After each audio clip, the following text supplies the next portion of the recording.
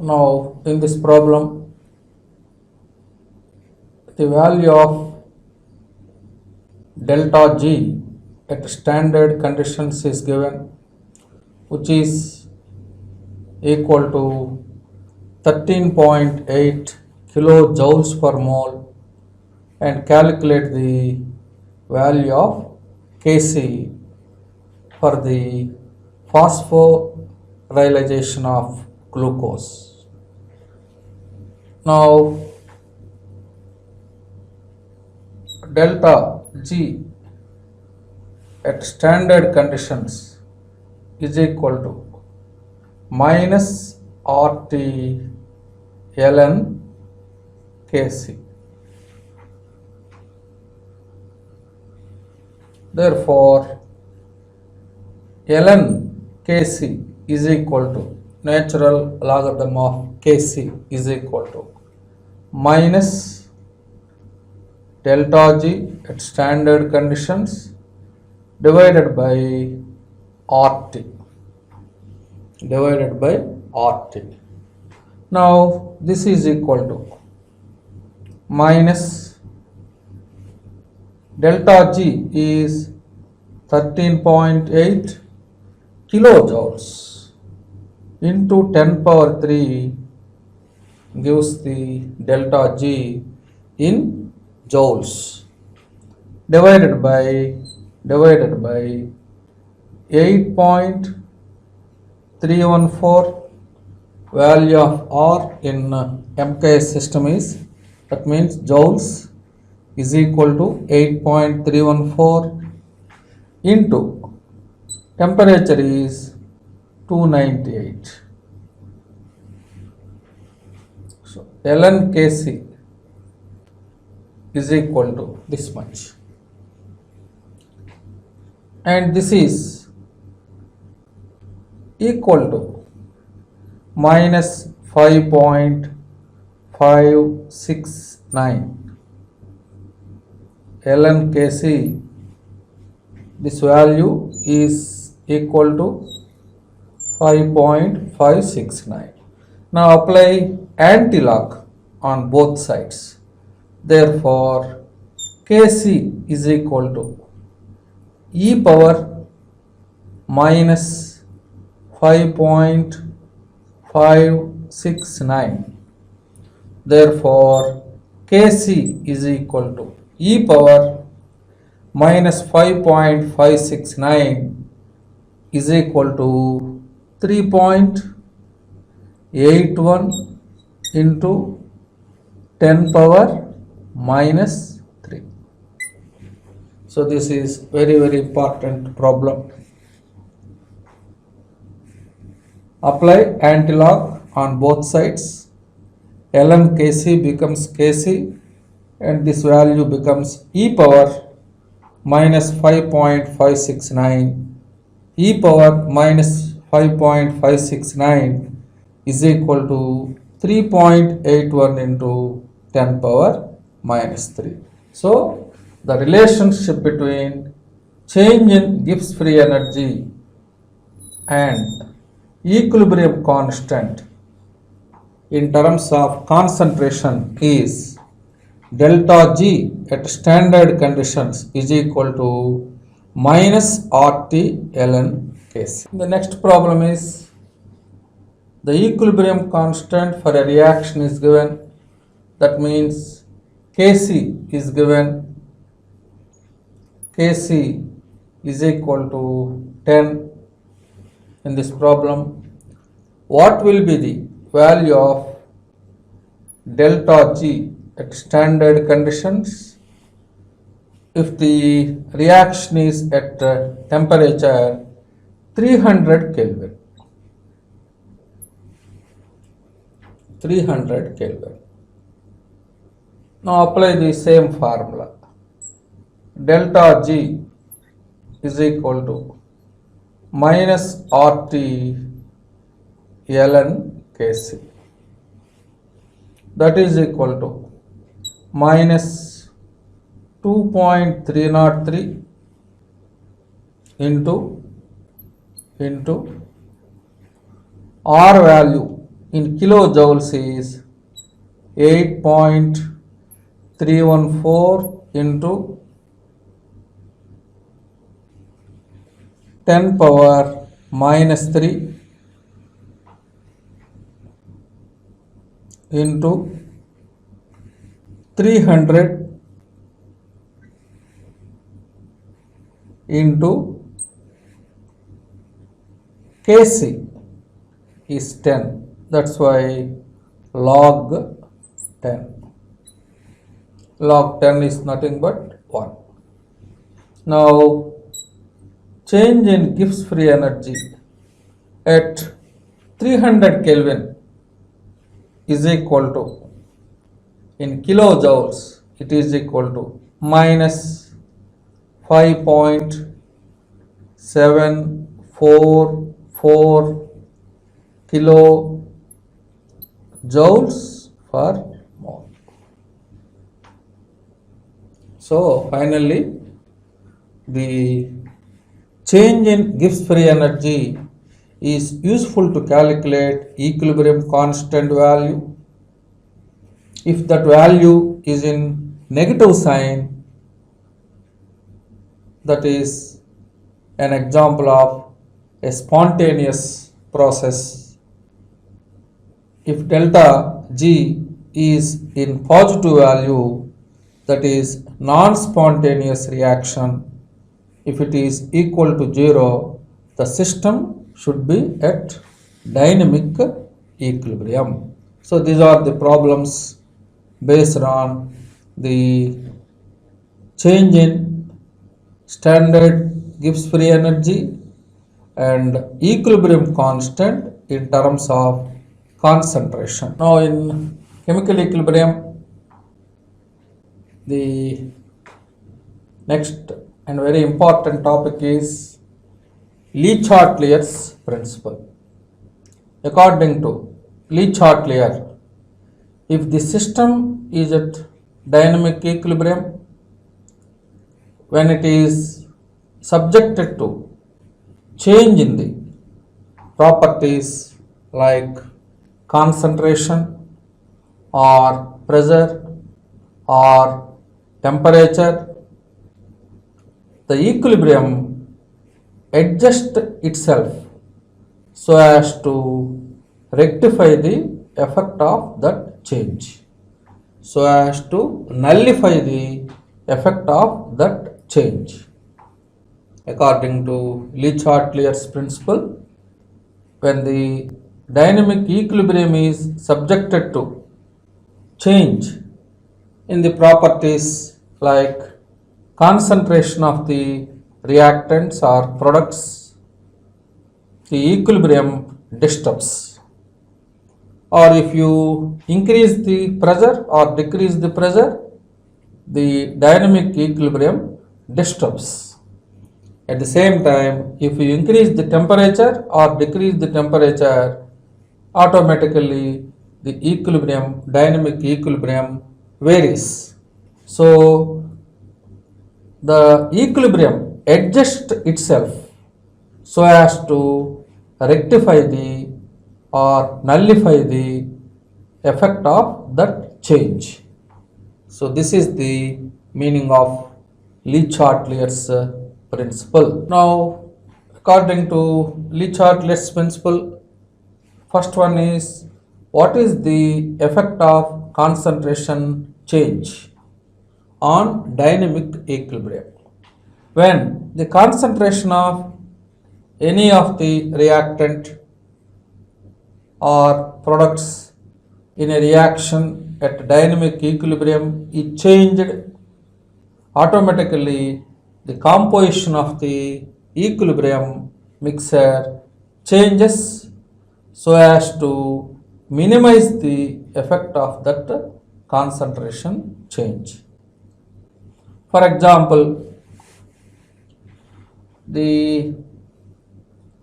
in aqueous medium, when ferric ion reacts with thiocyanate ion in aqueous medium. It is in dynamic equilibrium with ferric thiocyanate, ferric thiocyanate, FeSCN, and charge is +2. Charge is +2. Its color is yellow color. Yellow color. In aqueous medium, the color of ferric ion is yellow. This is colorless. Colorless. So when ferric ion in aqueous medium is added to thiocyanate ion, immediately red blood color solution will be formed due to the formation of ferric thiocyanate ion complex.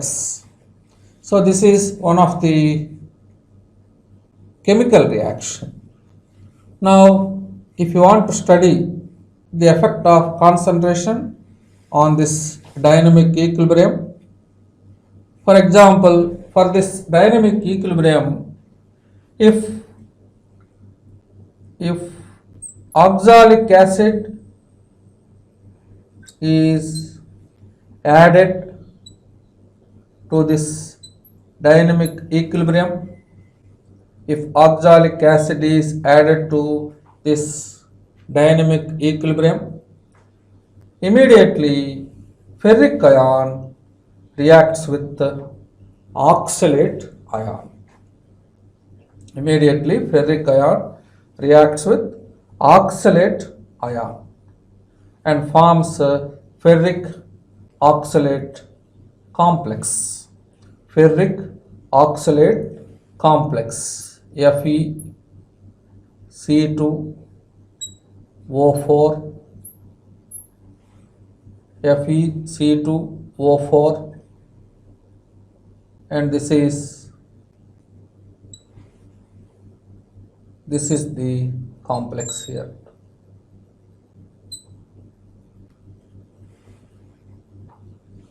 Ferric oxalate complex is produced. That means in the reactant side, some of the concentration of ferric ion decreases.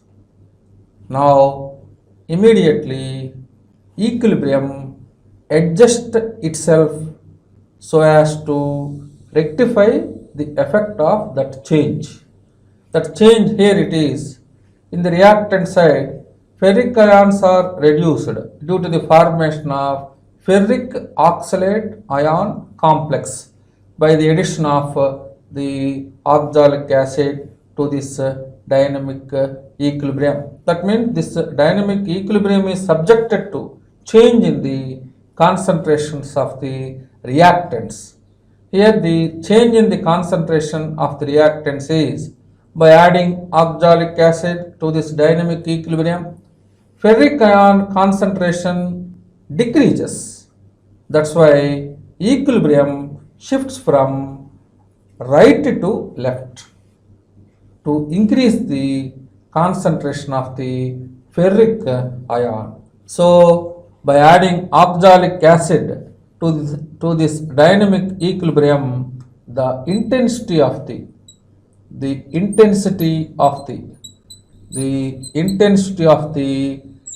blood red color, the intensity of the blood red color decreases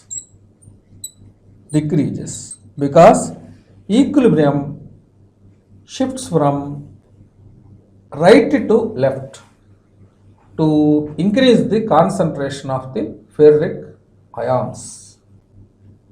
So that means if you change the concentrations of the reactants or products, automatically equilibrium adjusts itself so as to rectify the effect of that change. Here the change is backward reaction takes place because in the reactant side ferric ions are reduced due to the formation of ferric oxalate ion complex. That's why in this dynamic equilibrium the blood red color diminishes because backward reaction takes place. At the same time, suppose if you add potassium thiocyanate solution, if you add potassium thiocyanate solution to this dynamic equilibrium, suppose if you add potassium thiocyanate solution to this dynamic equilibrium, that means in the reactant side thiocyanate ions concentration is more. That's why automatically equilibrium adjusts itself to rectify the effect of that change. Here the change is in the reactant side there are more number of thiocyanate ions. By adding potassium thiocyanate solution to this dynamic equilibrium, in the reactant side thiocyanate ions concentration is more. Automatically equilibrium shifts from left to right. To decrease the concentration of the thiocyanate ions, equilibrium shifts from left to right. That means forward reaction takes place. So immediately the intensity of the intensity of the intensity of blood red color blood red color increases. In this case, in the second case, in the reactant side, in the second case, in the reactant side, thiocyanate ions concentration is more. In the first case, in the reactant side, ferric ion concentration is less. That's why equilibrium shifts from right to left. So the intensity of the blood red color diminishes, decreases. But in the second case, by adding potassium thiocyanate solution to this dynamic equilibrium, in the reactant side, thiocyanate ion concentration is more. That's why the equilibrium shifts towards the right side. That's why in the second case the intensity of the blood red color increases. So according to Le-Chatelier's principle, this is the effect of change of the dynamic equilibrium in terms of concentration of the reactants or products also. Same thing will be takes place in the by adding the products also.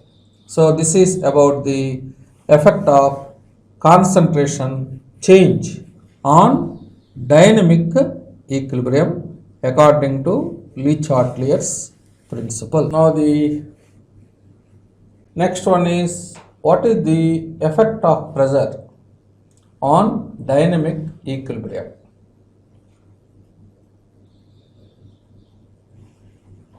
According to Le-Chatelier's principle, if the system is at dynamic equilibrium at constant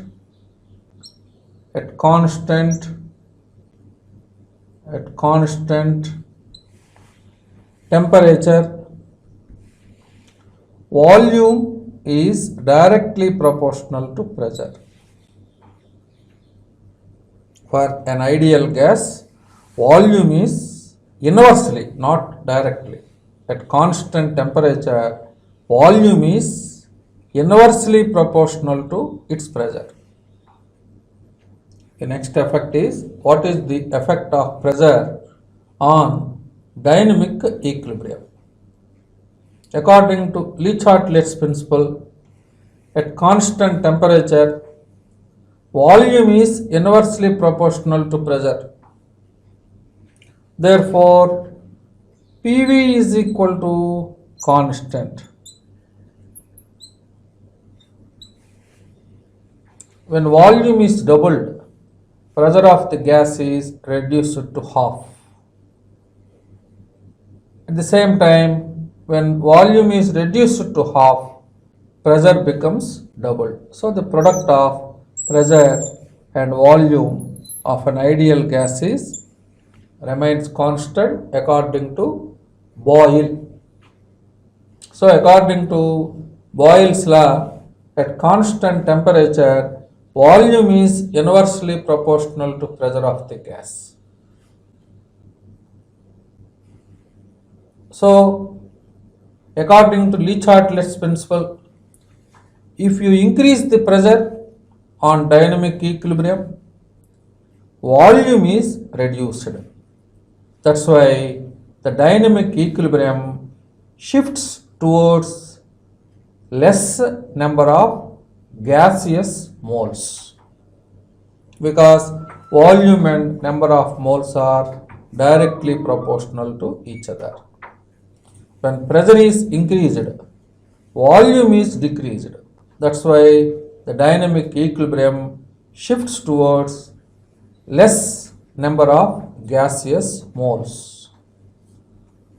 Similarly, when pressure is reduced, the dynamic equilibrium shifts towards more number of gaseous moles in the given dynamic equilibrium reaction.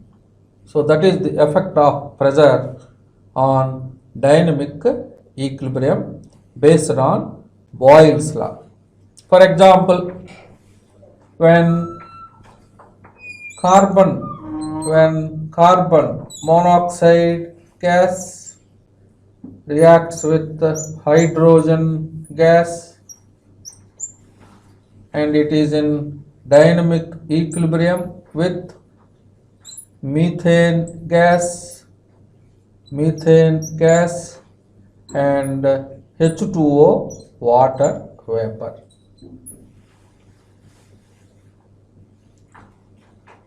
When carbon monoxide gas reacts with hydrogen gas, carbon is converted into methane and H2 is converted into H2O. Now, to balance this reaction, here carbon is one time, oxygen is also one time. Now, to balance this one, the hydrogen number is 4 plus 2, 6, that's why 3. So this is complete balanced reaction. Now, in this dynamic equilibrium, in the reactant side, number of moles is equal to, this is 1 mole and this is 3 moles. So in the reactant side, total number of moles is equal to 4. Similarly, in the product side, total number of moles is equal to, this is 1 mole and this is also 1 mole. So the total number of moles in the product side is equal to 2. So now the effect of pressure on this dynamic equilibrium is, at high pressure,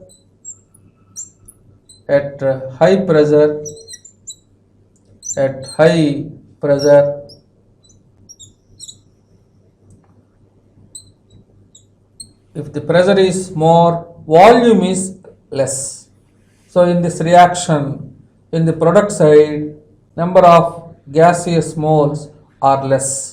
So the equilibrium at high pressure, the equilibrium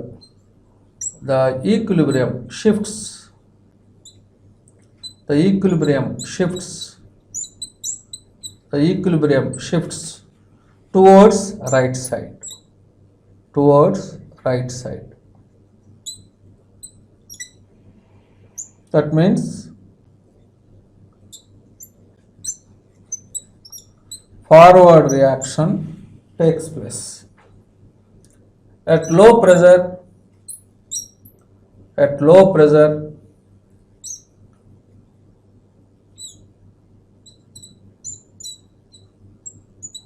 if the pressure is less, volume is more.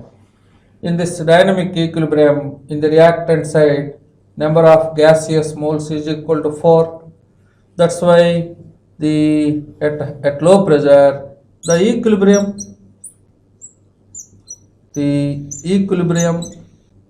shifts towards